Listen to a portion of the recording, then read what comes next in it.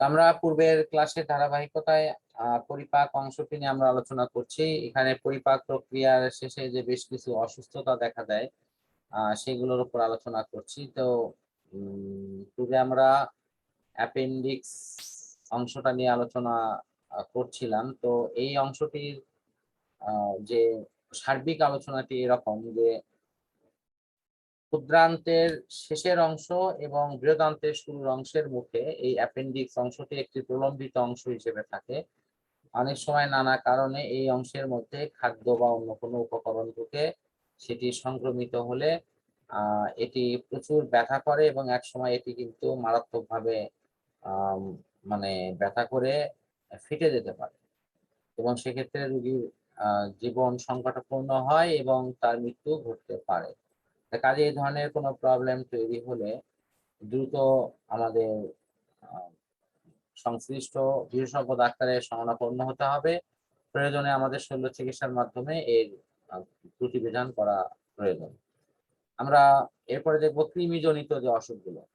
কৃমি হলো একটি পরজীবী, এটি শরীরের মধ্যে বসবাস করে এবং বিশেষ করে অন্ত্রে বসবাস করে সেখানে খাবারের উপর এরা ভাগ বসায় এবং সেখান থেকে খাদ্য গ্রহণ করার ফলে আমাদের কিন্তু অপুষ্টিতে ভোগার একটা কিন্তু আশঙ্কা তৈরি হয়। এই জন্য মানুষের দেহে একটা নির্দিষ্ট সময় পর পর এই পরজীবীকে ধ্বংস করার জন্য ডাক্তারি পরামর্শ ক্রমে ঔষধ খাওয়া প্রয়োজন এবং তার বাহিরে আমাদের শাকসবজিকে উত্তম রূপে ধৌত করে খাওয়া, ফলমূলকে ওরকম ভাবে ধৌত করা এবং স্বাস্থ্যসম্মত উপায়ে মানে স্যানিটাইজেশন যে প্রক্রিয়াগুলো আছে অর্থাৎ প্রস্রাব পায়খানা থেকে শুরু করে অন্যান্য অপশনগুলো যথাযথ প্রক্রিয়া করা এবং এগুলো শেষে হাত সহ বিভিন্ন অংশগুলোকে সাবান বা অন্য কোনো জীবাণুনাশক উপকরণ দিয়ে ধৌত করার মধ্য দিয়ে নিজেকে জীবাণু থেকে সেফ রাখা, এই বিষয়গুলো কিন্তু অনেক বেশি গুরুত্বপূর্ণ। তো এরপরে আছে তোমার ডায়রিয়া। খাবারে যদি বিশেষ ধরনের জীবাণু সংক্রমণ ঘটে যার ফলে দেখা যায় যে বৃহদান্তে আসার পরে খাদ্যের অংশ থেকে পানি এবং খনিজ এবং ভিটামিন এগুলো ঠিক মতো শোষিত না হয়ে উল্টে আরো এইগুলোর আধিক্যে সেখানে এক ধরনের তরল জলীয় অংশ জমে শরীরের থেকে এই পানি এবং খনিজ লবণগুলো মলের সাথে কিন্তু দ্রুত বের হয়ে যাওয়া শুরু করে, আর এই অবস্থাকে আমরা বলি ডায়রিয়া। কোনো কোনো সময় দেখা যায় মলের অংশকে আমরা খুঁজেই পাই না, শুধু পানি আর খনিজ লবণ বের হয়ে যাচ্ছে। এক্ষেত্রে রোগী কিন্তু খুব দ্রুত ডিহাইড্রেট অর্থাৎ পানি শূন্য অবস্থার দিকে এগোয়। এই কারণের জন্য পানির শূন্যতা পূরণের জন্য তাকে দ্রুত ওর স্যালাইন, এটি বাজারে পাওয়া স্যালাইন অথবা মানে 3 আঙ্গুলের 1 চিমটি লবণ ও 1 মুষ্টি গুড় বা চিনির মাধ্যমে আধা লিটার পানি মিশিয়েও কিন্তু অতি দ্রুত তৈরি করা যায় এবং এটি খাওয়ানো যায়, যার ফলে রোগী কিন্তু দ্রুত সুস্থতার দিকে অগ্রসর হয়। এরপরে বিশেষজ্ঞ ডাক্তারের পরামর্শ ক্রমে প্রয়োজনীয় ঔষধ খাওয়ানোর মধ্য দিয়ে এই জীবাণুকে কন্ট্রোল করে আমরা এই পায়খানাকে নিয়ন্ত্রণ করতে পারি।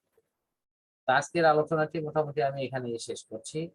এখানে আমরা সার্বিক আলোচনার যে প্রতিরূপ আমি এখানে পড়াইছি সেটা একটু সংক্ষেপে বলে দিচ্ছি। সেটি হলো আমরা ভিডিওর প্রথম অংশে যে আলোচনাগুলো করেছি সেটি যে পাকস্থলী, অন্ত্র, ক্ষুদ্রান্ত, বৃহদান্ত্র থেকে শুরু করে বিভিন্ন অন্ত্রের বিবরণগুলো নিয়ে আমরা আলোচনা করেছি।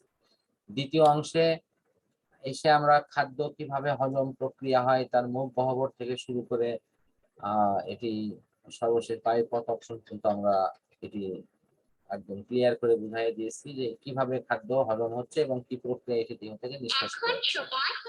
এরপরে আমাদের খাদ্য গ্রহণ সংক্রান্ত যে বিভিন্ন অসুস্থতা গুলো আছে যেমন অজীর্ণতা, তারপরে আমাশয়, এরপরে হলো ডিসেন্ট্রি অর্থাৎ পাতলা পায়খানা ইত্যাদি বিভিন্ন অসুখগুলো নিয়ে আমরা সার্বিক আলোচনা ইনশাআল্লাহ করেছি। তো আমি এখন তোমাকে প্রশ্ন করছি যে এই আলোচনাগুলোর মধ্যে কোথাও কোনো প্রশ্ন তোমার আছে কিনা বা তুমি বুঝতে পারোনি এরকম কোনো সমস্যা আছে কিনা? না স্যার। তাহলে আমরা এই আলোচনাটি মোটামুটি এখানে শেষ করছি। আল্লাহ হাফেজ।